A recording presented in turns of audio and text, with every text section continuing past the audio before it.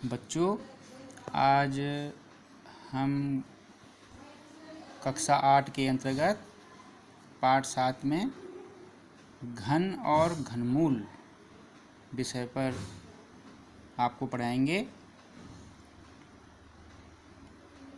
गणित विषय के अंतर्गत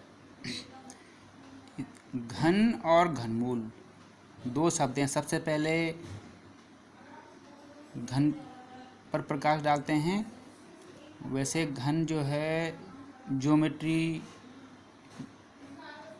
रेखागणित में प्रयोग किया जाता है, जिसका अर्थ होता है एक ऐसी ठोस आकृति जिसकी सभी भुजाएं लंबाई, चौड़ाई और ऊंचाई बराबर होते हैं। यहाँ पर 1 सेंटीमीटर का घन हमने लिया है, तो इसमें जो हैं 3 भुजाएं हैं और सबकी मापें बराबर हैं। 1 सेंटीमीटर, 1 सेंटीमीटर, 1 सेंटीमीटर, लंबाई गुणा चौड़ाई गुणा ऊंचाई। तो 1 सेंटीमीटर का जो इसका घन है 1 गुणा गए 1 गुणा गए 1 बराबर 1। इसी प्रकार से हम 2 सेंटीमीटर का घन लेते हैं। जैसे किताब में यहाँ पर दिखाया गया है कि अगर इस घन में हम 2 सेंटीमीटर के घन एक साइड से रखते हैं तो 2 ऊपर और 2 नीचे 4 और 4 नीचे 8। कुल इसमें जो है हमारे पास साइड में 2-2 सेंटीमीटर के घन रखने पर 8 घन हमें प्राप्त होते हैं। इस प्रकार से 2 जो है 3 बार 2 गुणा गए 2 गुणा गए 2 बराबर 8 घन सेंटीमीटर। अगर हम 3 के घन लेते हैं तो 3 ऊपर रखे हुए हैं, 3 उसके साइड में, 3 उसके साइड में, 3 3 6 3 9। 9 सबसे ऊपर वाली तह में है, 9 दूसरी वाली तह में है और 9 तीसरी वाली तह में है। तो कुल मिलाकर कितने घन हो गए?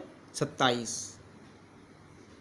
3 सेंटीमीटर के हो गए 27। 3 गुणा गए 3 गुणा गए 3 बराबर 27।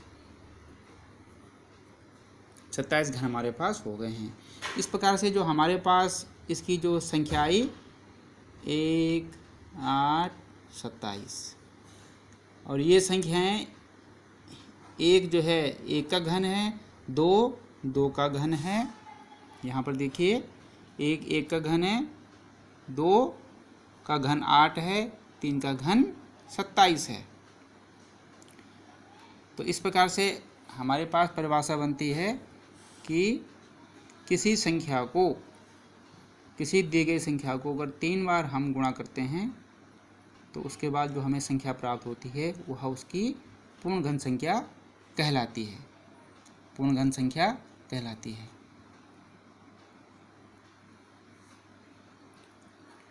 और जब हमारे पास किसी संख्या के 3 जोड़े बन जाते हैं तो उसको पूर्ण घन संख्या कहते हैं। जैसे 1 का हमारे पास 3 जोड़े बन गए हैं, 2 के 8 आए हमारे पास और 3 के 27 आए। तो ये सब संख्याएं पूर्ण घन संख्याएं कहलाती हैं।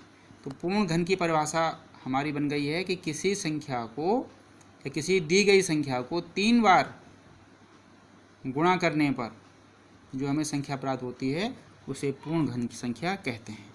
अब हम प्रश्नावली 7.1 पर आते हैं। निम्न में से कौन सी संख्याएं पूर्ण घन नहीं हैं? पहला प्रश्न है, जैसे हमने सबसे पहला प्रश्न इसमें लिया है तो इसके लिए हमारे पास पहला प्रश्न है 216। अब हमें ये जांच करके बताना है कि 216 पूर्ण घन संख्या है या नहीं है। तो इसके लिए हमें इसके अभाज्य गुणनखंड निकालने होंगे। अभाज्य गुणनखंड हमने आपको 6वीं में 7वीं में बताए हैं, अभाज्य संख्याओं से बनी संख्याओं को। इस प्रकार से हमने 216 के अभाज्य गुणनखंड ज्ञात किए। पहले 2 का भाग दिया 108 आया, फिर 2 का भाग दिया 54, 2 का भाग दिया 27, 3 का भाग दिया 9, 3 का भाग दिया 9, 3 का भाग दिया 1। इस प्रकार हमारे 216 के जो अभाज्य गुणनखंड निकले हैं वो इस प्रकार से निकले हैं। 2 गुणा गए 2 गुणा गए 2, 3 गुणा गए 3 गुणा गए 3। अब 3 के जोड़े घन में जो है 3 के जोड़े बनाते हैं। इस प्रकार से हमारा ये पूर्ण घन संख्या प्राप्त हो गई है। तो ये पूर्ण घन संख्या है, क्योंकि इसके 3 के जोड़े पूरी तरह से बन गए हैं, इसलिए ये पूर्ण घन संख्या है। अब हमने इसी का जो है दूसरा प्रश्न लेते हैं। इस प्रश्नावली का दूसरा प्रश्न हमारे पास है 128। अब 128 के हम अभाज्य गुणनखंड निकालते हैं। 128 सबसे पहले इसमें भाग्य आएगा 2 का, 2 छके 12, 2 चौको 8, 2 का भाग जाएगा, फिर 32 आया, फिर 2 का भाग दिया 16 आ गया, फिर 2 का भाग दिया 8, 2 का भाग दिया 4, 2 का भाग दिया 2, फिर 2 का भाग दिया 1, 1 2 3 4 5 6 7। हमारे इसके अभाज्य गुणनखंड बन गए हैं 2 गुणा गए 2 गुणा गए 2,